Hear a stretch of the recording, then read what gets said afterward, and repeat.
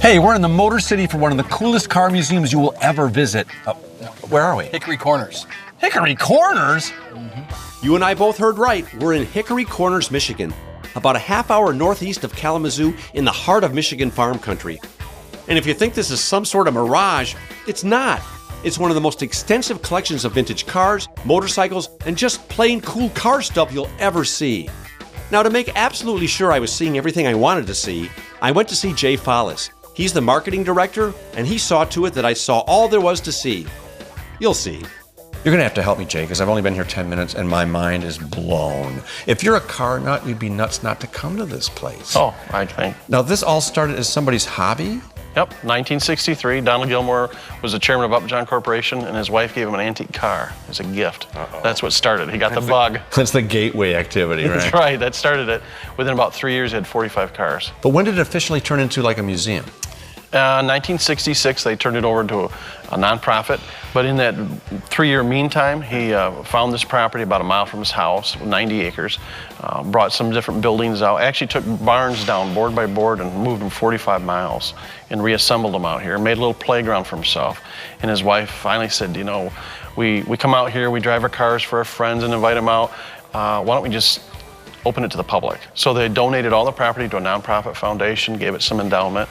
And since that time, in 1966, when we opened to the public, we now have about 400 cars in the collection. Well, this is the caliber of collection you'd expect to see in a major metropolitan city. And we're here in farm country, and you come in here, it just blows your mind.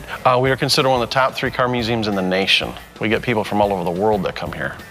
Well, tell me about a couple of the more unusual cars you got here. Well, we do special exhibits at several different times, and one of the cars in our special exhibit right now is the Deuce Coupe, the 1932 Ford Deuce Coupe from the Beach Boys. The actual car? Yeah, the actual car, the little Deuce Coupe that was right on the album. That's kind of a unique car. We have a Tucker, 1948 Tucker, number 47 with 53 original miles on it. Pretty rare car. And of course, our Duesenbergs. We have a nice collection of Duesenbergs, but one of them was a 1929 Duesenberg made for the New York Auto Show. And if you were to buy that new in 1929, it would cost you about 2 dozen Model A Fords and 2 houses. Wow.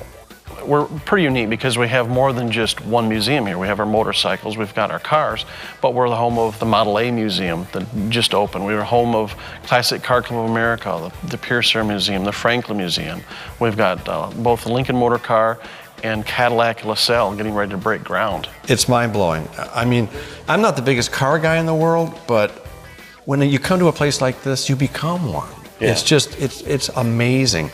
There's one more exhibit I want to ask you about. Okay. But I want to go see it first. All right. Okay, hold on to your regular size seats, folks. Things are about to get weird. Jay, are we inside of a giant car? Actually, it's a movie set. Okay, it was fun while it lasted. How did you get this set? It's a Disney movie set from a 1967 movie, The Gnome-Mobile. Walt Disney was a great friend of Donald Gilmore, and when they were filming the movie, Donald said, you know, I'd really like to buy that 1930 Rolls Royce. So he donated the Rolls Royce to him, or gave it to him, and because they needed the Rolls Royce for filming yet, Walt Disney said, you know, I'm gonna send a set piece for your new museum before the car. And this is what arrived, a big semi. And you were saying this is one of the only sets ever to leave Disney? It is the only set to ever leave Disney, and it was not a donation from the studio, but directly from Walt Disney himself.